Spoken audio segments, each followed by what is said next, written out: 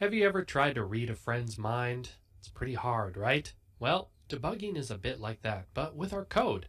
That's why you want to set up a robust, powerful debugging workflow that will give you better visibility into how your app is executing at runtime, and maybe even ask it questions. In this demo, we'll link the React DevTools to our source files in Visual Studio Code to make context switching from tool to tool much faster. After that, we'll go beyond the browser to set up interactive VS Code debugging with our Create React App project. Then I'll show you how to set breakpoints and keep a close watch on your props right inside the debugging interface of VS Code. Finally, we'll see how these fancy new AI copilots can help us debug faster and more accurately. Alright, you ready? Let's get started. First, let's open up our trusty DevTools. Now, there's already a button here that will show you the source code for a component, but that doesn't help you find it in your editor, like VS Code. So if you want to edit the code, there's some context switching involved, but we can reduce it. Open up the React DevTools options menu, and under Components, we can set an option to launch an external editor using a special string template. Helpfully, it already provides the value if you're using VS Code, so that's what I'll enter. In case you're wondering, VS Code is the easiest to set up, but there are a few other editors like IntelliJ and PyCharm that support this kind of URL protocol opening. However, be warned, I hear it doesn't always work. There is a tiny open source project that might work for Linux-based systems to register a custom editor, but your mileage may vary. But once you have it set up, there's a new button that appears in the component toolbar that now lets us jump straight to VS Code so we can edit the component source. Now that we're here, I'll show you how to set up editor debugging. Wait, can't we use the browser to debug? Well, ultimately it's up to you. VS Code is where I already spend most of my time, so it's nice to seamlessly debug within the comfort of my editor. But yes, you could use your browser too. First, we're going to set up a new launch configuration. Just hit the Run and Debug on the left sidebar, and let's create a new launch.json file. We're going to use the default configuration for a Chrome web app. We need to make two changes to the default configuration. The first is changing the URL and port since Create React App launches on localhost :3000. Second, we have to add a /source to the web root since that's the folder that contains our source files. Last, we have to override how VS Code handles source maps, so I'll use this configuration from the CRA docs. That should be it. Before we launch the debugger, let's go to our code and set a breakpoint in the app header component. Now, in the terminal, I'm going to set an environment variable browser equal to none. So if I run the app using npm start, it won't open a browser window, it just continues to run in the background.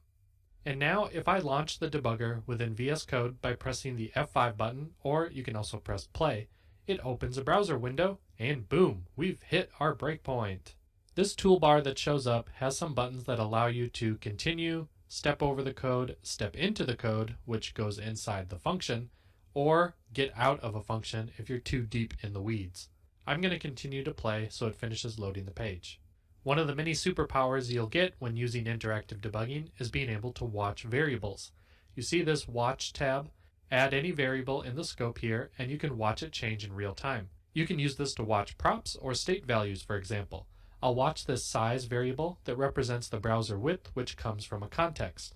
If I resize the browser now, VS Code will break on our breakpoint and the size variable is printed here.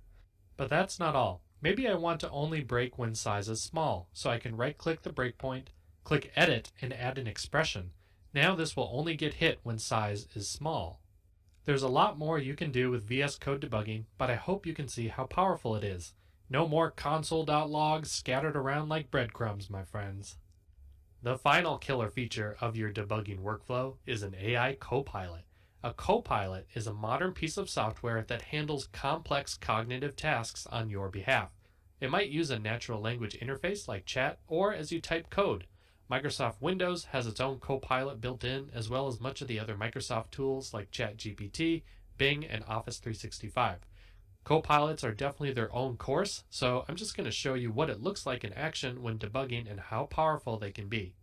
In VS Code, I've installed the GitHub Copilot extension. This is a paid service from GitHub, and it features the ability to ask questions about the codebase you're in or the code you're viewing. We can finally get in our friend's mind. I have a file open we'll explore in another section of the course. I know this is the first time you're seeing it, so we'll ask Copilot to explain what's happening in this file. As it prints out, you can read it, but it's doing a great job explaining it in plain English. You know, since we spend 80% of our time reading code, this is a game changer. Imagine opening a brand new code base like this and just asking your Copilot to explain things to you. That is awesome.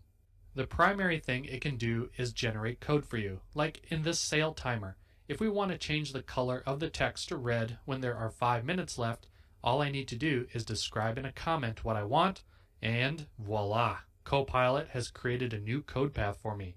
Or, instead of a new code path, I can just highlight this component and tell it to do the same thing, but use a state for the color. Bam! It's rewritten and I can click a button to replace the code. Does it work though? I hear you ask. In the UI, I'll open the DevTools and set the milliseconds on the component to be below 3 minutes. And, yep, it's red. That's the sound of a mic dropping. But wait, that's not all. In this file are several bugs we'll catch later on. Let's just ask Copilot if it can detect any issues.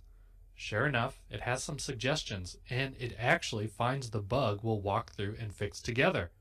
Of course, AI isn't perfect, it's your Copilot, and ultimately you're the one in charge. But so far, I find that it lets me focus on higher level thinking and takes care of stuff I'd typically Google or look for help on.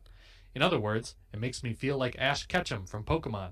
If you want to be the very best, the best there ever was, at debugging, then this is the killer workflow you're looking for. I, for one, welcome our new robot overlords. Man, Cameron, that's like 3 different references, all in 15 seconds. Maybe it'd be better if it were less. Oh, sorry, I was just asking Cameron GPT to review my video. Nothing to see here.